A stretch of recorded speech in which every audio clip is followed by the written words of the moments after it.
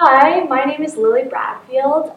My pronouns are she, her, hers. I'm the author of Blackboard, which is an original play, and I'm the recipient of the Marilyn Swartz Seven award, and I'd love to thank the donors for their continued support of this award. So Blackboard is the story of an all-girls private school in Manhattan, middle school, and kind of the trials and tribulations of preteen girlhood and friendship. If your play were an object sold at the dollar store, what would it be? Such a good question. I think it would have to be like sour candy, like maybe a Warheads, not a Sour Patch Kid, because no sweetness involved, all sour, but still candy. What is the worst thing you've ever written? The worst thing I've ever written. So many things come to mind. When I was preteen myself in middle school and elementary school, I was a big One Direction fan, and I definitely wrote a multitude, prolific amount, if you will, of love letters to the members of the band, and that's probably one of the worst. Who is your muse? People I'm inspired by. My homie, my grandma, she is a big inspiration. My parents, my family. Honestly, anyone who's my age or even younger who's making things, putting out art into the world, it's a really scary thing. So that's a big inspiration. What do you write about? I think I really go back to female friendship as a kind of central theme in a lot of things, most of the things I write about. I just think it's some of the most beautiful, interesting, crazy, complicated things. I always go back to that area. If someone gave you $1 million to write a play, what would it be about? Being Asian American, I would write about an Asian American story for sure, and I hope it would speak to some of the Asian American community in theater and in the world. I think it's really important as an Asian American woman to see representation of people who look like you, and it's obviously like a really big part of my life. So it's definitely something I want to write about, and it would be great to get $1 million to write it. Do you have a favorite playwright? I love Sam Shepard. I saw True West right before all the theaters closed and everything, and that was really amazing. I love him. I love House of Blue Leaves. That's not the right, but that specific play. I like Wendy Wasserstein, Aggie Chronicle specifically.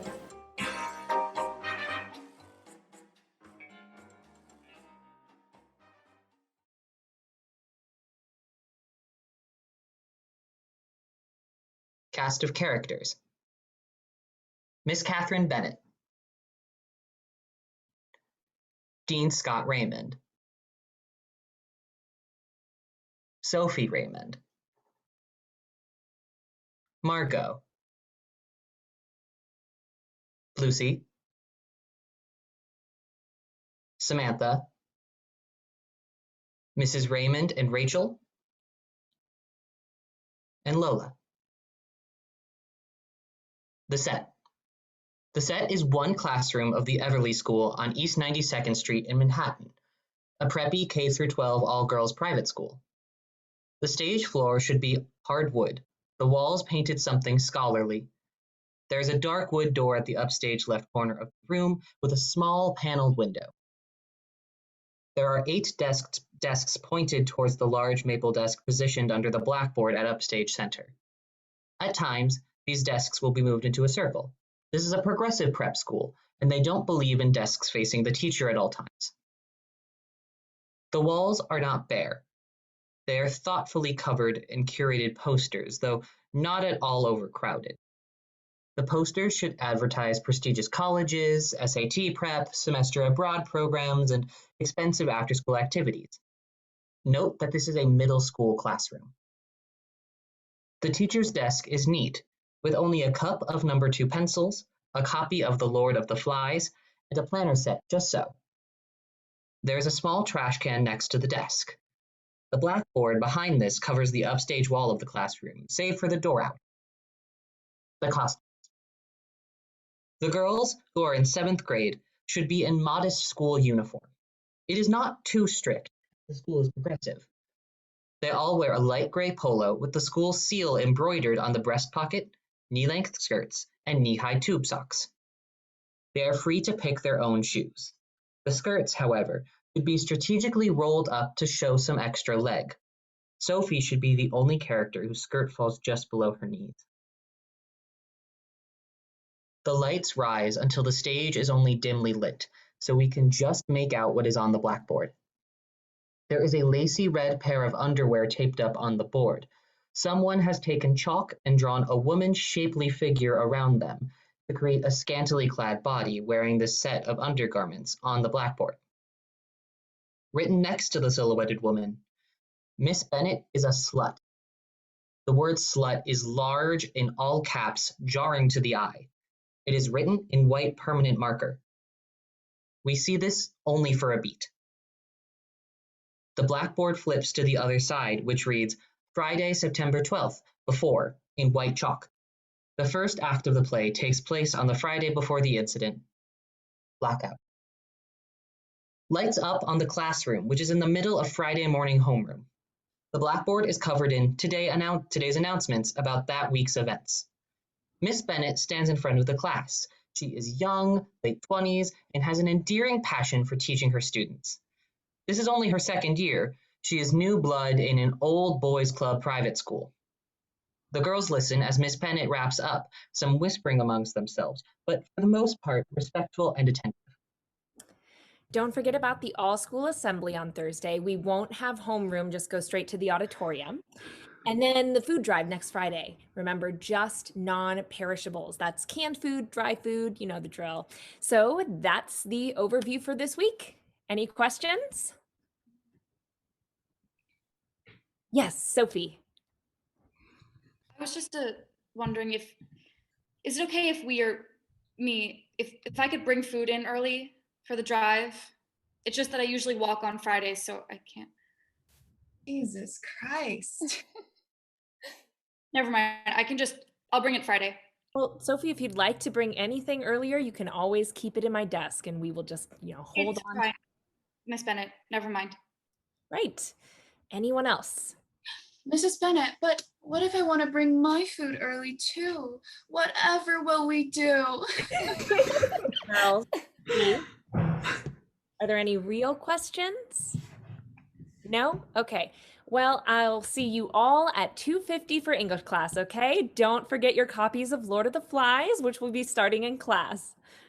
The students start to filter out of the classroom. That was too funny. I know, you can't make this shit up. It's like she's trying to be weird. I don't get it. I think when you're the dean's daughter, it just comes naturally.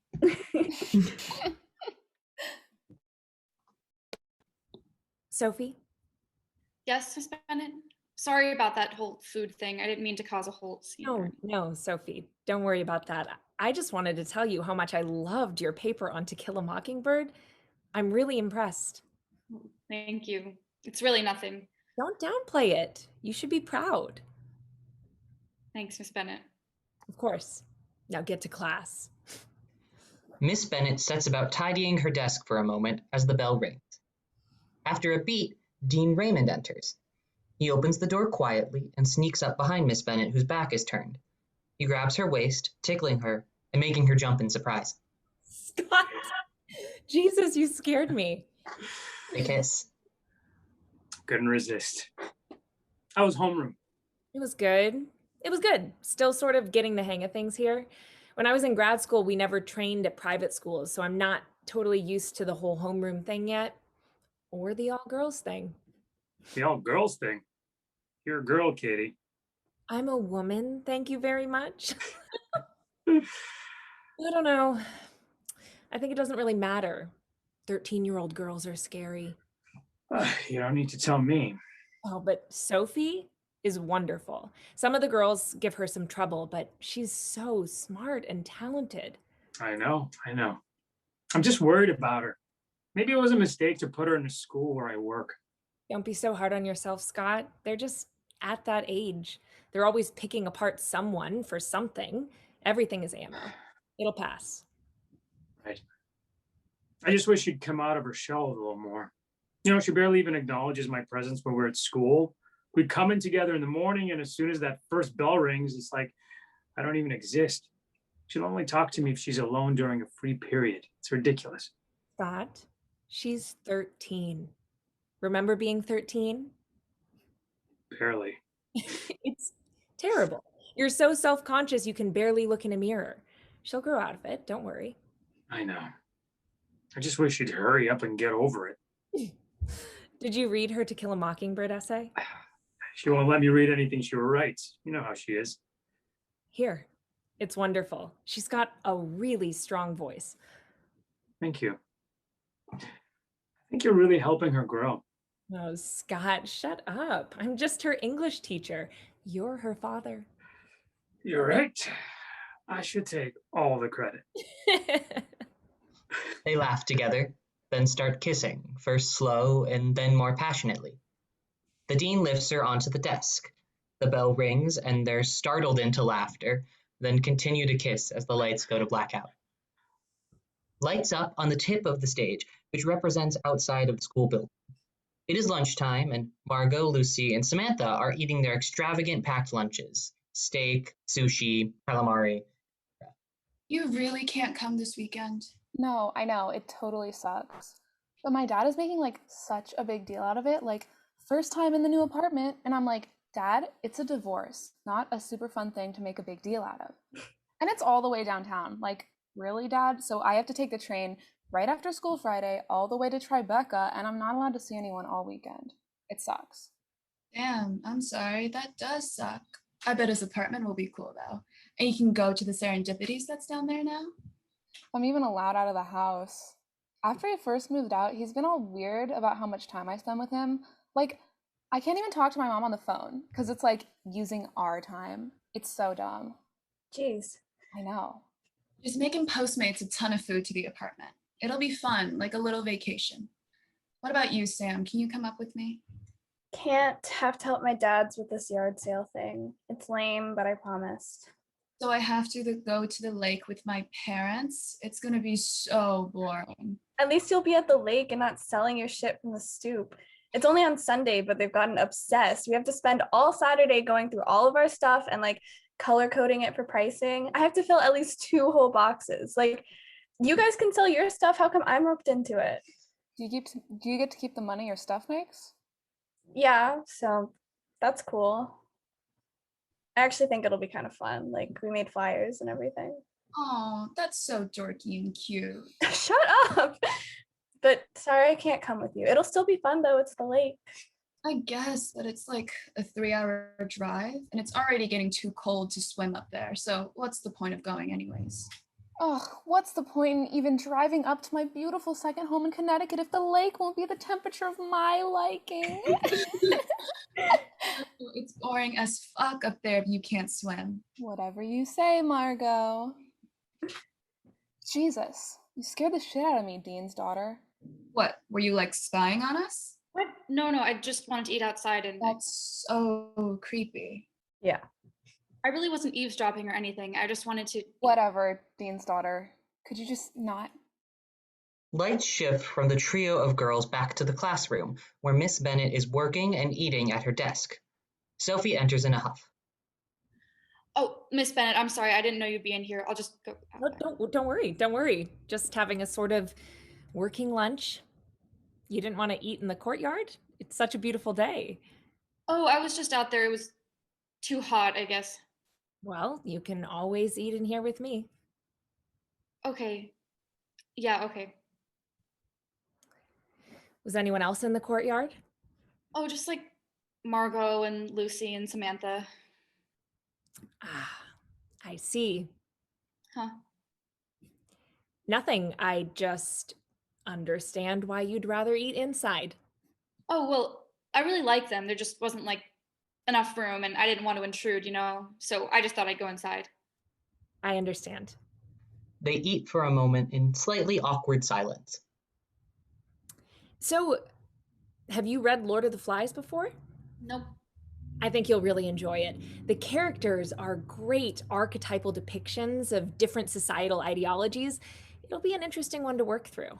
I bet. We're going to be doing dioramas next week after we finish the book of our favorite scenes. Fun. And how did you like To Kill a Mockingbird? I loved it. Yeah, really loved it. Yeah? I thought Atticus was really like Dreamy. Miss Bennett, no one even says that anymore. But it's true, isn't it? Yeah, that's actually like a really good word to describe him. Look, Sophie, I just wanted to tell you there were girls like that when I was your age at my school, even though I grew up in New Hampshire and they weren't quite as chic as you Manhattan girls are. They were cool to me. I wanted to be friends with them, to be just like them, really. And then when I went to high school, college even, it seemed like there was always some girl or group of girls that I thought were prettier or smarter or funnier or just cooler than me. And I was always reaching towards that as a goal, that ineffable thing they all seem to have. Even when they're mean right to your face, you still think, how can I be like you? How can I be you? What I think I'm trying to say is that I wish someone had told me that I didn't have to do that, reach for them, that I could just let that go. It took me a long time to figure that out on my own, and I spent a lot of years aching to be someone other than who I am. And I wish someone had told me that I could just be, to let go of that ache. Yeah, I don't know. I just feel like The bell rings. never mind. Thanks for letting me eat in here. See you in class, Miss Bennett. Of course, but Sophie, I'm Blackout. Lights up on the outside space on the lip of the stage. Sophie sits, reading Lord of the Flies, reading ahead before class. After a beat, the dean enters from stage right, pack of cigarettes in his hand. When he sees Sophie, he shoves them quickly into his pocket. Hey, kiddo. Oh, hey, Dad. What are you doing here? Free period. You? Looking for you, kid. Sure. Not smoking, were you? No, never. You know, Mom's gonna catch you one of these days and she's gonna kill you. Don't I know it? Comfortable silence. Sophie checks that no one is around and then puts her head on her father's shoulder. What are you reading? Just Lord of the Flies from Miss Bennett's class. Don't you guys start that in class today? Yeah, but I finished my other homework, so... Wait, how'd you know that we haven't started? I'm the dean, aren't I? But really, the teachers just have to run curricula by me first, so I'm all knowing. Sure, Dad. So out here alone? Rachel and Ava have math right now, so... You're not friends with any of the girls in homeroom this year. Not really. Well, why not? I mean, you're the soapster. Dad, don't call me that at school or anywhere near school. We've talked about this. Right. It was just a slip up. Won't happen again. No, but seriously, none of the girls in homeroom? No, Dad, and it's not a big deal. I see Rachel and Ava in literally first period. They just have a different lunch period than me now, which sucks the most, but it's fine. Well, I could have switched you into their homeroom if you Dad, want it. God, then everyone will make fun of me. What? Plus, Why? I had no friends, so I got my daddy to fix my schedule. It's not worth it. Well, whatever you say, kiddo. Anyways, I'm in homeroom with Margot Connor. She's so cool, actually. Even if I don't get to see Rachel and Ava as much this year. Margot Connor. What's so special about her? Hey, she's the one who's always cutting class and talking over teachers. I don't know, kid. Her and her friends, you know, Lucy and Samantha, are just like cool, you know? They're mean. Now, don't tell anyone I said that. Can't have the dean of Everly bad-mouthing his own students, but it's true. They're mean. You just don't get it. They aren't mean, they just can be and get away with it, which is not a good thing. I know. Like, they're mean to me all the time. I know it's not a good thing, but they're just cool. I don't know. You wouldn't get it. What, they're mean to you? Yeah, it's not a big deal. And they're not mean. They're just like joking around. Doesn't hurt anyone. We're just joking around, really. You wouldn't understand. You're right about that, kiddo. Well, I gotta get back to work, so the paperwork isn't gonna do itself. Remember, I have my meeting with the board after school today, so you gotta take the train, okay? I know, Dad. I'll see you at home. I love you. Love you too. The dean tussles her hair and she smacks him away. The action looks like they've done it a million times before. Sophie opens her book again and goes back to reading. Sophie in her element. Blackout. Lights up on English class at 2:50. Miss Bennet stands at the front of the class. He's reading a passage from The Lord of the Flies aloud. The shore was fledged with palm trees. These stood or leaned or reclined against the light, and their green feathers were 100 feet up in the air. The ground beneath them was a bank covered with coarse grass, torn everywhere by the upheavals of fallen trees, scattered with decaying coconuts and palm saplings. Behind this was the darkness of the forest proper and the open space of the scar. Ralph stood, one hand against a gray trunk, and screwed up his eyes against the shimmering water. Out there, perhaps a mile away, the white surf linked on a coral reef, and beyond that, the open sea was dark blue. Within the irregular arc of coral, the lagoon was still as a mountain lake, blue of all shades and shadowy green and purple. The beach between the palm terrace and the water was a thin stick, endless, apparently, for to Ralph's left, the perspectives of palm and beach and water drew to a point at infinity, and always, almost visible, was the heat. This is just the beginning of this story. What a beautiful description of the world we will live in for the next 200 pages or so. Now, class, I was wondering what you all thought of what the landscape might represent in the world of the novel. Anyone?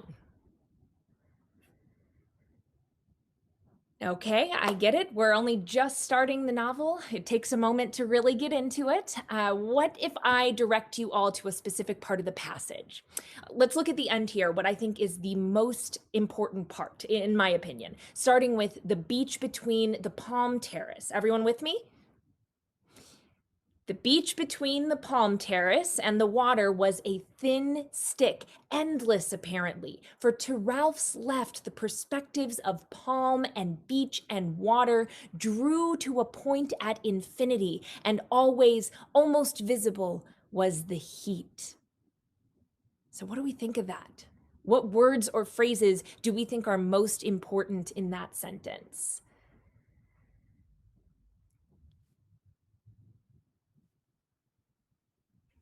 Yes, Sophie, let's hear it. Well, what that made me think of was like the freedom the boys are now facing, you know, like the endless water and the part about the beach and water being infinite. Like now they're in this place where even the landscape has no limits. Without adults, they have no limitations, no consequences, just like the landscape. I don't know, that's just what it made me think of. That's just wonderful, Sophie. Really wonderful. What great insight. Yes. So class, why don't we talk about that for a moment? What does this anonymous island, this jungle landscape say about what the boys might face now that they will live a life of no repercussions? The bell rings. Oh, well, I guess we're out of time. Okay, well, we're reading chapter 2 for Monday, Fire on the Mountain. Sounds good, right? Everyone is hurrying to pack up and leave school. No one is paying her any attention. Okay, well, everyone enjoy your weekend and remember to bring your books for class on Monday. See you then. Miss Bennet starts packing up herself. Sophie lingers, waiting to have a moment alone with her. Wonderful insight, Dean's daughter. Miss Bennet? Yes? Thanks for lunch or whatever. Of course, Sophie. You're always welcome in here. Sophie exits. She forgets her book on her desk. After a beat of Miss Bennet tidying, the dean enters. He checks behind him as he shuts the door and then greets Miss Bennet with a kiss. How was class? You know how it goes. End of the day is always the worst period. Everyone just watching the clock. But Sophie was helpful in the discussion, as always. Can always count on her. Yes, for real, yes. So now I have to go home and prep some questions for Monday. Try to be more engaging, I guess. Well, before you go home, You're the dean. When do you ever get work done if you're spending all your time in here? I just like this classroom better than my office, I guess. Uh-huh. Yeah, it's the classroom. Well, you get better light in here. Helps me think. Clears your head. Mm-hmm. They step closer and closer. Here they start to kiss, hard and fast. He lifts her onto the desk and stands in between her legs, taking off his jacket and draping it across Miss Bennet's desk chair. The jacket should be recognizable. Maybe he's wearing a handsomely tailored plaid suit or something of the sort. Lights fade on this vignette and lights up on the downstage outside lip of the stage, where Sophie is trudging along behind the trio. She watches them with longing at a distance. And then after lunch period, he was like, want to get lunch? And I said, Joey, we just had lunch period. And he was like, oh yeah, my bad. And then walked away. Oh my God, he just snapped me. Not even text? What a weirdo. He's so cute though. I know. Snap is kind of sus, but like whatever, I guess. If it's a picture, then it's like not that weird. True. They stop to inspect Margot's phone. Sophie stays removed so she can listen without being seen, taking out her own phone in order to cover her eavesdropping. He wants to hang out sometime. Oh my God, oh my God. Guys, chill out. Wait, another. He just sent another. He double Snapchatted you? Shut up, let me read. Tonight? He wants to hang out sometime tonight? Oh my God. But we have that reading to do for Miss Bennet. It's like 40 pages. It'll take forever. Oh, no way was I gonna do that. Upon hearing this, Sophie remembers her book forgotten in the classroom. Jesus, Sophie, why are you literally stalking us? So fucking creepy. You get that, don't you? Come on, she's just walking home, guys. Let's just go. Where's your dad? Not going home with the dean? He has meetings on Fridays, so Whatever. Let's go. If you could not follow us, Dean's daughter, that'd be great. Thanks. Sophie goes back to the classroom to retrieve her book. Light shift to back to the classroom. Miss Bennet's things are gone, but Sophie enters, grabs her book from her desk, does a double take on the way out of the classroom when she sees her father's coat.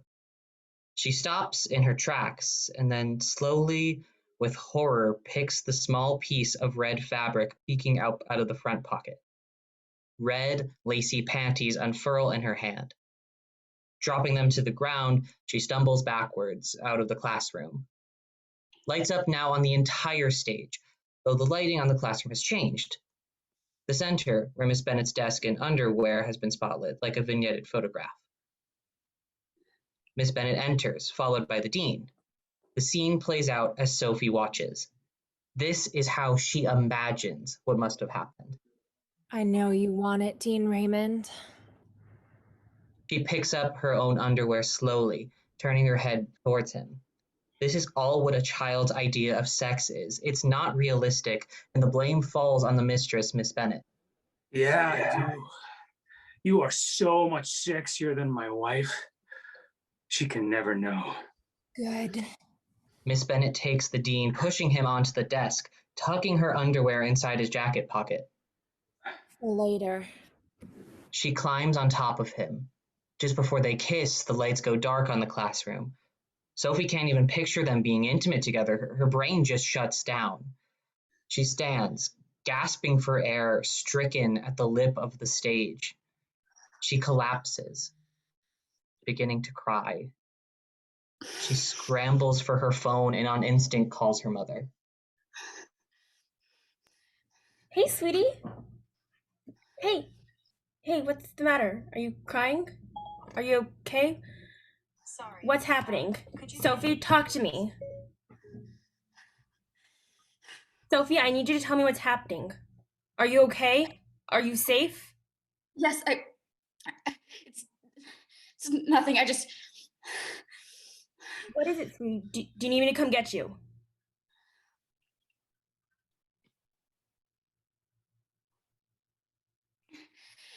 No, it's nothing. It's nothing. Nothing. You're scaring me, sweetie. I'm going to come pick you up. Are you still at school? No, I mean, yes, I'm at school, but I'm okay. I just, those girls, you know, Margot and Lucy and Samantha, they were being kind of mean to me or whatever. It's not a big deal, Mom. I'm sorry I called you. Oh, sweetie, I'm sorry to hear that. And your father hasn't done anything? Really, this is just like him. You know what? I can't believe... No, Mom, no, he doesn't know. Well, he should. He's the dean, after all. Mom, stop, please. Everything's fine. It's okay. I'm okay. Are you sure? I can talk to him. No, please. Okay. I'm sorry about those girls, sweetie. You're at that age where that can really come out. The cruelty towards other girls, and I'm sorry that you have to go through that. Yeah, people can really do awful things. Right. Sophie, are you sure everything's okay? I can come. Yes, everything is good. I gotta go now. I'm gonna walk home with Dad. See you at home. Okay. I love you. Bye, Sophie. She stands, collecting her things. The underwear lies at her feet. She exits stage right and lights shift back to the classroom. The overhead main stage light of the classroom is not on. The light should stay dim as she does her work. Sophie is all business now. She puts the underwear on the teacher's desk and rummages around in the top drawer, pulling out the tape and chalk. Her movements are methodical. She has thought this out, even in the short amount of time she's had to plan. She tapes the underwear up on the blackboard. Next, she draws a woman's figure around the underwear. Lastly, she writes, "Miss Bennet is a slut," in chalk next to the underwear. She goes to leave, then thinks of one last thing. She takes off her backpack, pulling out her large pencil case. She is the kind of student who is overprepared, equipped with every single kind of pen and pencil at all times. She takes out one white permanent paint marker out of her bag. She traces over the word slut with the permanent marker. She stands back to admire her work. She turns to get her bag, facing the audience. Maybe a flicker of regret, remorse, empathy passes across her face. Maybe she glances back at the blackboard. But ultimately, she takes her backpack and exits without looking back. Lights dim until the blackboard is the only thing lit. End of Act 1. The lights rise until the stage is only dimly lit, so we can just make out what is on the blackboard. It reads, Monday, September 15th. The board then flips. The underwear is hung up and the message is written. The door to the classroom opens. Miss Bennet enters. It is fall, the changing of the seasons, and she is dressed fashionably for the weather. She wears sensible yet stylish heels, a tailored overcoat, and a plaid scarf. She enters without noticing the blackboard, turning away from it to place her coat and scarf on the rack next to the door.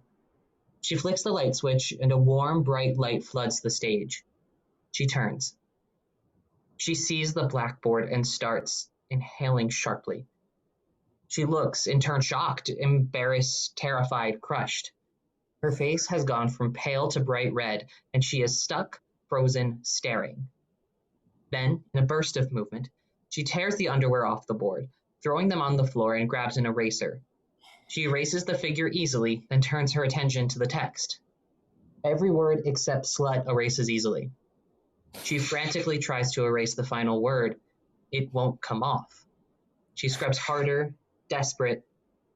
It is useless. The permanence of the marker too strong for her, but she keeps scrubbing, scrubbing, scrubbing for nearly 2 minutes straight. Finally, she gives up, dazed. Her hair is now a mess, and she's slightly sweaty from exertion.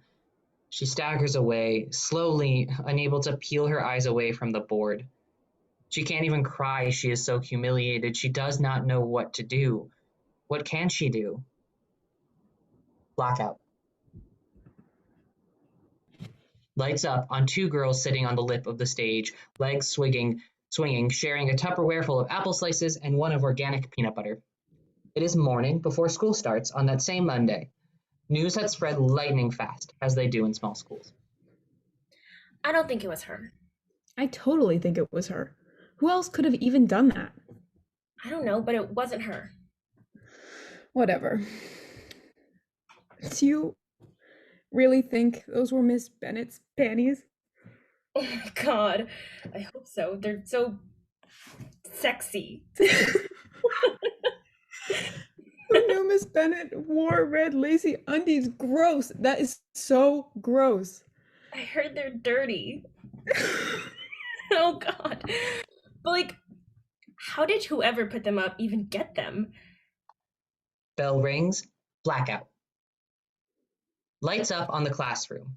Now the blackboard is covered with today's announcements, trying in vain to cover the word written in permanent marker. It is pathetic. They're obvious, bolder when compared to the chalk. Throughout the play, the words will remain. All students sit in a circle at their desks. Miss Bennett stands at the front, still obviously flustered. No one is speaking, but all the girls are trying not to laugh. They glance at each other and then down, unable to look for too long for fear of breaking the silence. But you can tell they are trying to hold back giggles, and so can Miss Bennett. She looks more and more distressed, near tears in her embarrassment. So class, today's announcements are...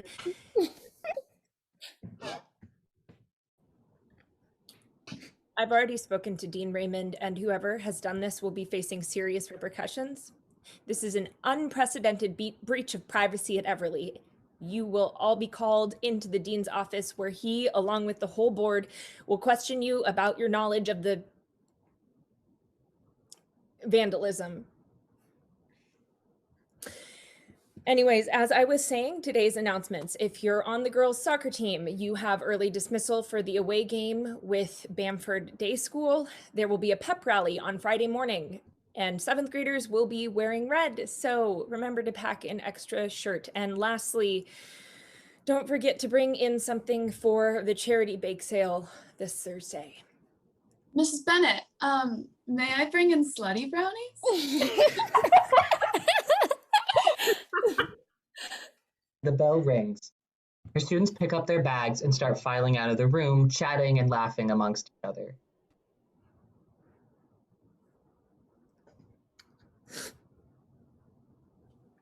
Dean Raymond enters.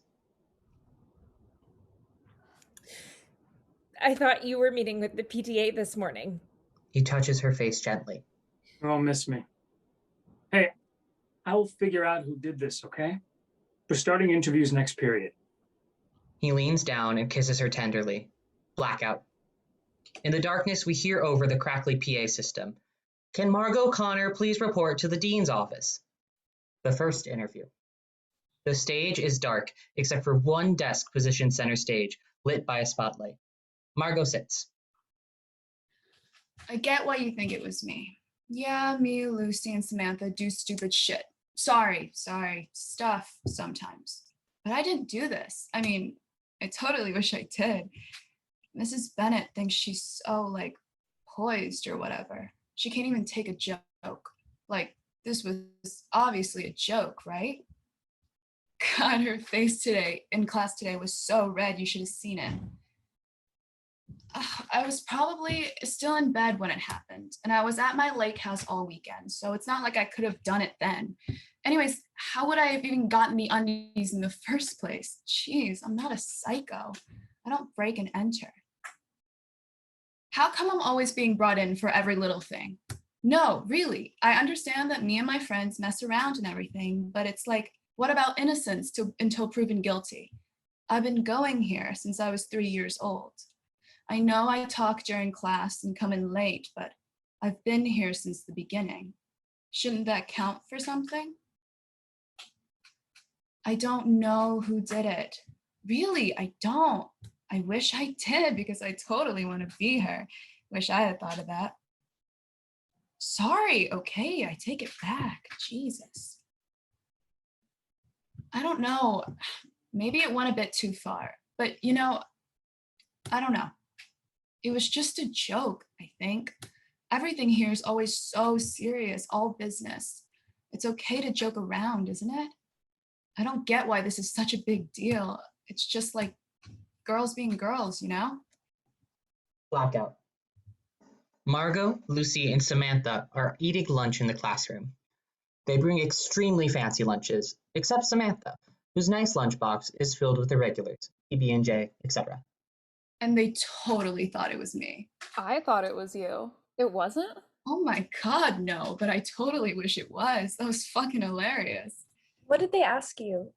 Was it like scary? No, it was just the dean and like some board members. They asked me if I did it, where I was this morning, if I knew who did it, blah, blah, blah. It was actually boring. It's just that I can't. I know, but don't worry, seriously, they don't know it was us. Even if they wanted it to be true, they know.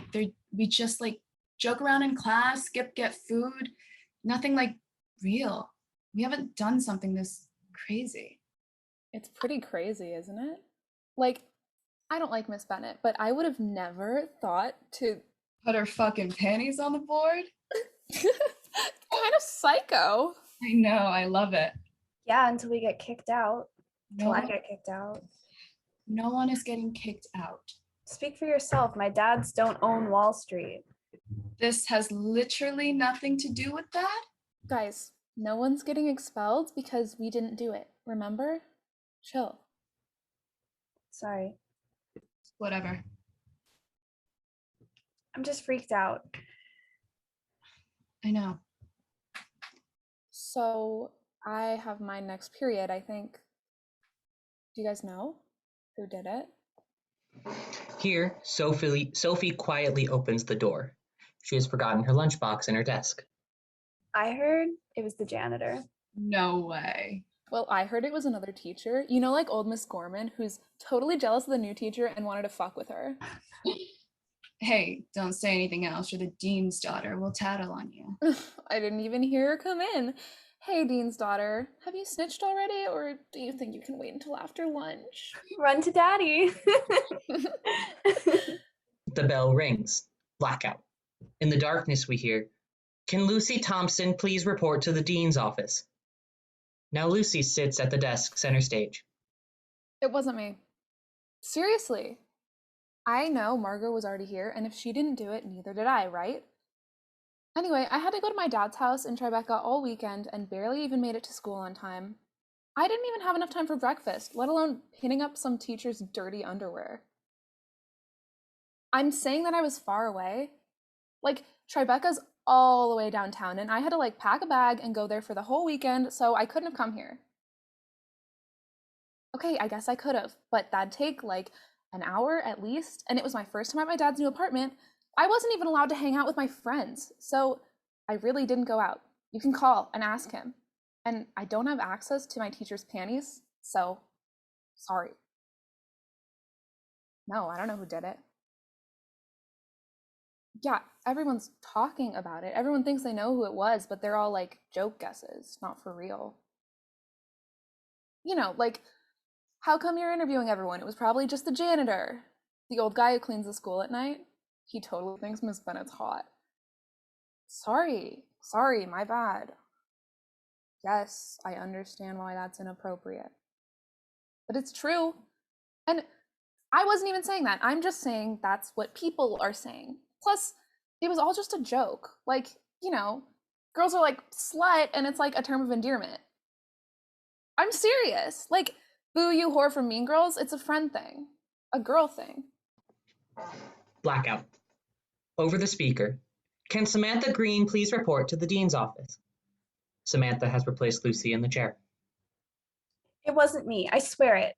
Really, I do. Is this going to affect my scholarship? Is it? Okay. Yeah, I hang out with Margot and Lucy. Everyone knows that. Yeah, they know. No one else knows. Not on purpose, they just don't. No, I'm not embarrassed. What does this even have to do with the thing with Miss Bennett? Okay, I understand. Just my friends do shit sometimes. Sorry, do things sometimes that are against the rules doesn't mean that I do too. No, they haven't done anything against the rules. We haven't done anything wrong. I promise. Really, I swear. Sure, I've skipped class once or twice to go buy like a smoothie, but that's it. That's not this. That's so different. I know I'm the first to go if anything bad happens. I understand that, but it really wasn't me.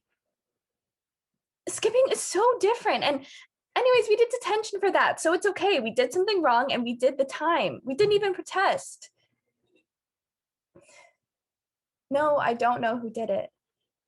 If I knew, I'd tell. Seriously, my dads would be so pissed if I lost my scholarship here. I would even tell if Margot did it. For real, I would. Don't tell her that. I don't know if you would, but it's not anything. I mean, she's my best friend, but she doesn't get it. Can't get it. It's not her fault. I just really can't lose. I was at home all weekend and my dad's dropped me off this morning. You can call and ask because they both had the day off of work and usually I just take the subway. So you can call. Really, I would never, ever do anything. I love Everly. I'm sure whoever did it didn't mean anything by it. Just a dumb joke. It was just a dumb joke. Didn't hurt anyone, so what does it even matter? Blackout. Miss Bennett is sitting at her desk, crying.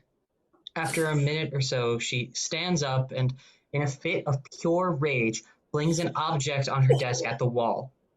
She sweeps the rest of the items on her desk off, watching them scatter.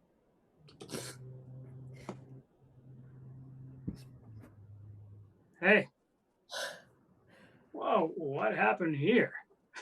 Have you told your wife? What? You heard me. Have you told your wife? About the incident? Oh, Scott, about us. Someone clearly knows. What if this gets back to her? You know how those mothers talk. Katie, you know it's difficult with her. I thought you understood that. Does Sophie know? Is there any way she could have seen us? No? Well, I don't think so. What? But she would never. It's Sophie. She would never, could never. Okay, well, there's an email going to all the parents, so your wife will know, at least that it happened.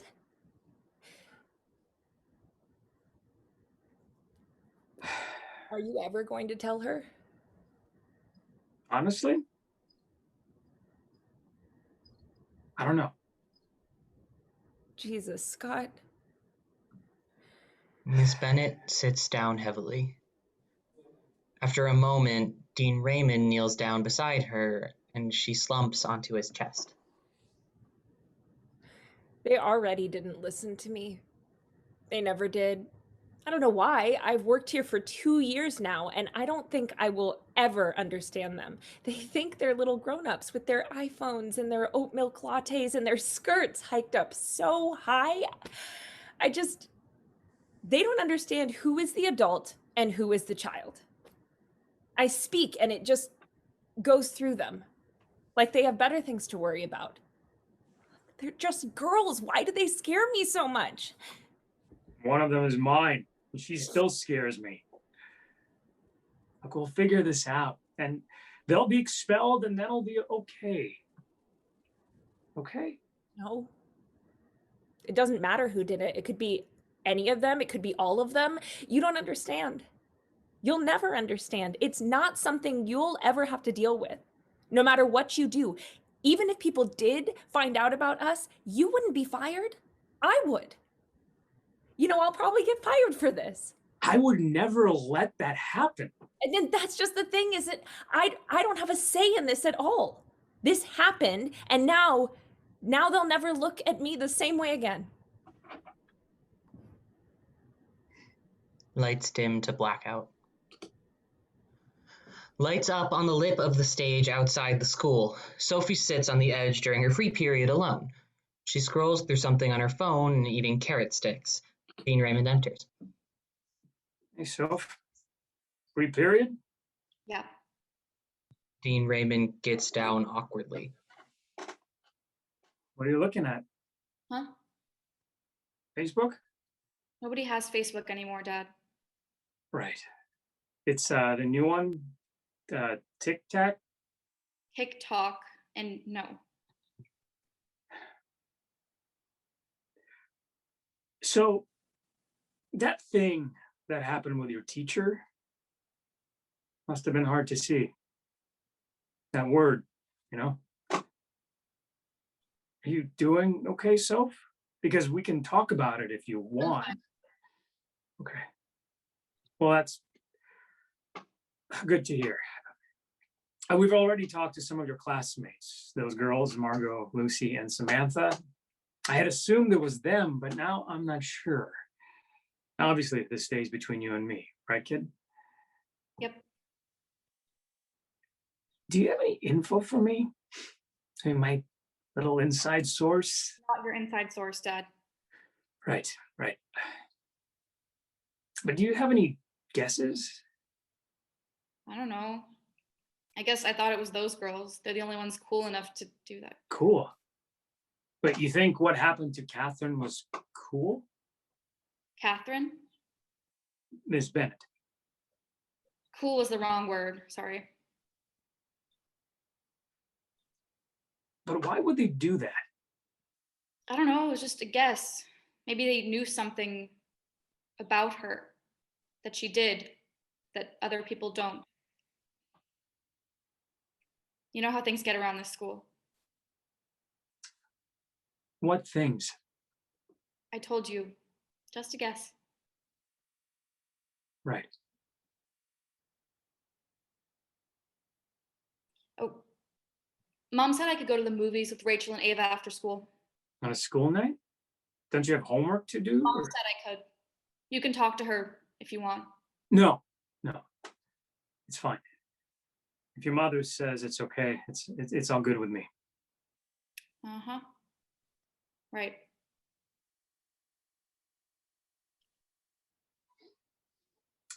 Well, I gotta get back to it.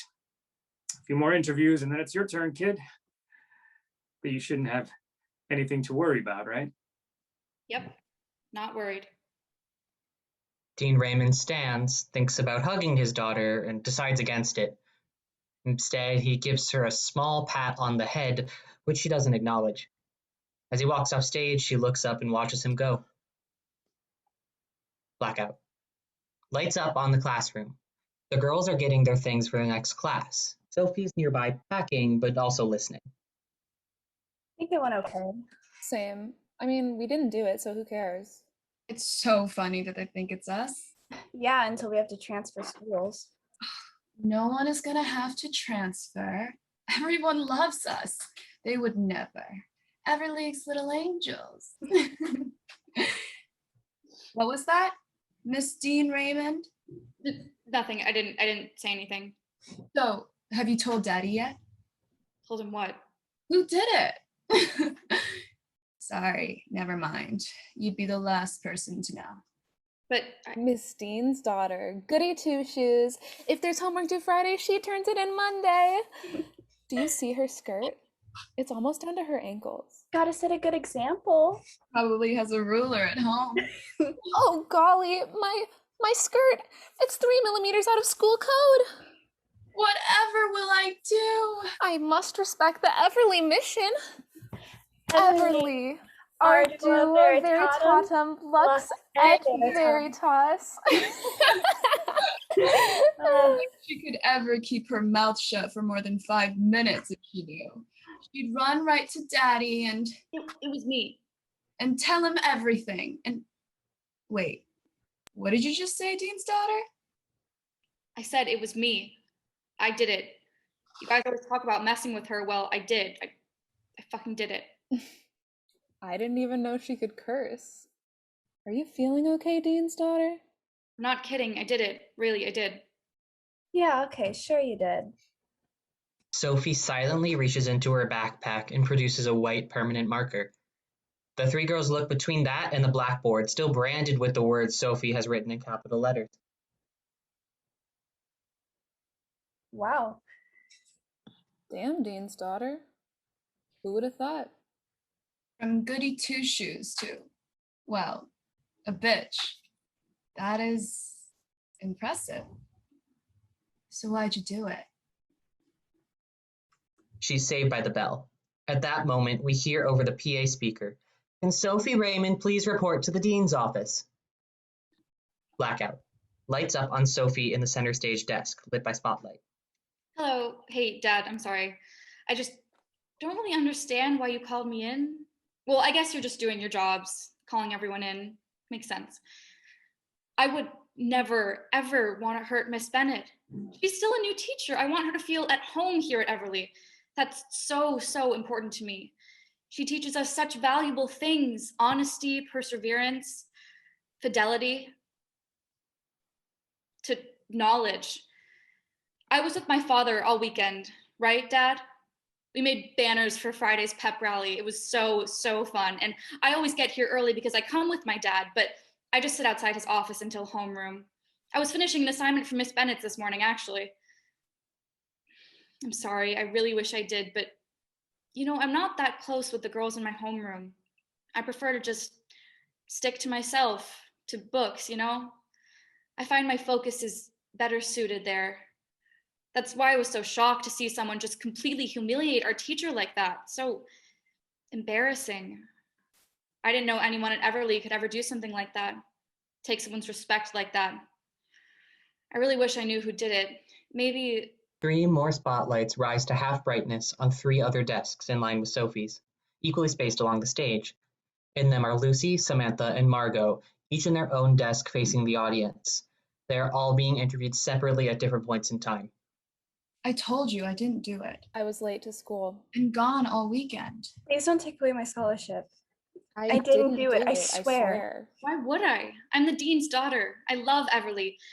I love Miss Bennett. To see that word written on the board in all capital letters, just so sad. I hope she's okay. I'm sure it was just a joke. Girls being girls. Didn't even hurt anyone, so what does it even matter? I would never hurt anyone. I mean, the school is practically my home, which would make the teachers family. No, I don't know who did it. Really, I don't. I wish I did because I really want to be her. Whoever did it, I wouldn't want to be her right now. She probably feels awful.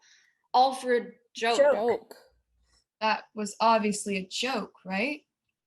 It's a friend thing. A girl thing.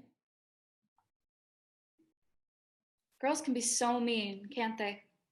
Blackout. Lights up on the lip of the stage, lit by the outside pool of light. Margot, Lucy, and Samantha stand chatting. It is the end of the lunch period, and they have gone out for smoothies. Sophie inches herself into the pool of light, still unsure if she's welcome. Dean's daughter. How'd it go? I don't know. Pretty good, I think. I mean, he's my dad, so. The perfect crime. What'd you say? I don't know, just stuff about school. Just talked about my dad a lot. How much I love Everly and books. That's too good. I was all like, our teachers are our family. Wait, you never said. Why'd you do it? Just did. Jeez. Crazy energy. Hey, we're gonna skip pre-algebra. Go to the park or something. Wanna come? I've never skipped before. We know. Yeah. Cool. Yeah, I'll come. Totally. Totally. Margot hooks her arm through Sophie's, handing her smoothie to carry or share, it's unclear. Sophie is quietly ecstatic. The group of four walk off stage right, laughing and chatting loudly. As the girls exit, Raymond walks on from stage left. He takes out a cigarette, lights it, and smokes. During this scene, Miss Bennet should enter the classroom and sit at her desk to work. You can just make out her figure in the background. Hey, honey. Are you smoking? No. I'm guessing you got the email? Yes. Really awful. They did to that poor teacher. It was that new girl, wasn't it? I shouldn't be discussing it for the privacy of the teacher. God, everyone is talking about it. Everyone knows it was her. So, who did it? We don't know for sure yet. There's one period left. I'm meeting with the board to go over the interviews in just a few minutes. I just wanted to call. Why? Sophie's not in class. She skipped. She never skipped before. I think it was her. Who? Sophie. I think Sophie did it. God. No, I talked to her this morning, and she was different. Just something against Catherine, I know it. And why would she, Scott, huh? Why would she do something like that? Bell rings. Blackout. Lights come up on the classroom where Miss Bennet sits at her desk, trying to get her work done, but failing. Dean Raymond re-enters from the upstage door to the classroom. As soon as he enters, Miss Bennet stands, not missing a beat. Why haven't they gotten this off yet? What? The vandalism? Why hasn't someone come to take it off the board? I've called custodial 3 times already and no one has come. Well, if you've called, I'm sure they're... No one is coming. Don't you get it? Don't you understand? Get what? Understand what? No one is going to come anymore. This is never going away. So we get a new Blackboard. The school will cover it. It's really an easy fix. An easy fix? An easy fix. We just replace the Blackboard, clean slate, everything's fine? You think it's that simple? That word will never leave the school. Whenever someone looks at me, a coworker, a student, anyone, they will think, oh, the slut. They won't think Yale graduate. They won't think top of her class. They won't even think colleague, teacher. The first thing they will think is that word. That's not something you can make disappear, not something you can just replace with a new Blackboard. Katie, Not here. Miss Bennet. I'm sorry. I will do whatever I can. I will. And we can work this out. I think I know who did it. And the board and we will make sure that she gets appropriately disciplined. Who? Oh, Scott. I'm sorry. No, I'm sorry. I am so sorry. I know you are. Fade to black. The school bell rings. Lights up on the classroom. The students pack their bags as Miss Bennet wraps up her class. She begins to erase the board as she talks, then stops when she realizes she is making the permanent marker more visible. Okay, class, great work today. Don't forget to bring your dioramas in by the end of the week. We'll start presentations on Friday. I wonder how she got the panties. Oh, she's like right there. Sorry. Think she'll use them in her diorama? The trio giggles, walking out. Sophie, hey, wait. Can we talk a minute? Yeah, sure. Is this about the diorama? Not exactly, no. Oh. Look, Sophie, I talked to your father and Oh, talked, did you? Sophie, please. I talked to your father, and he seems to think it was you who Put your red lacy panties on the blackboard? was the perpetrator of the vandalism. Look, I already talked to him and told him not to pursue serious punishment. You're such a bright young girl, and I know this was a momentary lapse in judgment. Says who? Excuse me? Who says it's a lapse, you or my father? Well, we both agreed it was completely out of character for you to be doing. What would you know about my character? You just started working here. You think you can come in here and know me after teaching here for a few months? You know who knows me? My family knows me. My mother knows me. Sophie, I'm sorry. I am. But I am not the only one at fault here. Your father, I just think we should try to keep from bringing personal matters into the classroom. Keep the personal out? How do you think I got the underwear? Have you figured it out yet? They were in my father's jacket pocket. And then I saw him in here, in my classroom, at my school with you. And his hand was on your cheek, just like the way was with my mom. And I knew, I'm not stupid. So maybe you should have kept the personal at home yourself, huh? I understand how this might be complicated. But look, I came into school today where I teach, where I love to teach, and I saw that. Do you know how that feels, to be humiliated like that in your place of work? You must have noticed that there are not a lot of other young women working here. It was, let's just say, very difficult to get this job. There's not a lot of room for error. I will have to answer to this, even though it's not my fault, and my colleagues will never look at me seriously again. I can't get that back no matter what. And for it to have been done by someone you know, your own student who is so full of potential, whom you truly admire and respect, when they do something like this. I'm sorry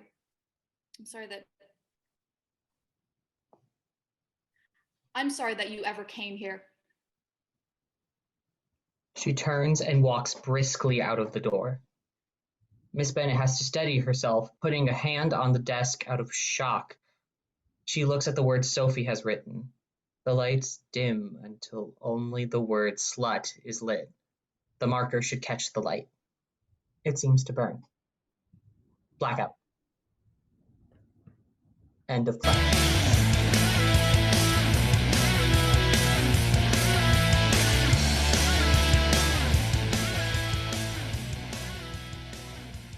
All right, hello everybody. Thank you so much for coming to this reading of Blackboard by Lily Bradfield. My name is Jacob Etkin. I'm from the class of 21, and I read stage directions for this here reading. If we could have the cast come out of the Zoom ether to do a curtain call. Brava, y'all. Introducing Akari Anderson, class of 2012 as Miss Bennet. Sasha Andreev, class of 03 as Dean Raymond. Lena Pepe, class of 23 as Sophie. Erin Mee, class of 24 as Samantha. Vito, class of 24 as Margot. Cindy Duncan, class of 24 as Lucy. Anika Acuna Gallardo, 24 as Mrs. Raymond and Rachel. Julia Barnett, class of 24 as Lola. Also want to introduce our incredible stage manager, Emma Skinner, class of 23. Do we have an Emma? Yes. And our incredible director, Estefania Fadul, class of 2010. And our absolutely incredible playwright, Lily Bradfield, class of 22.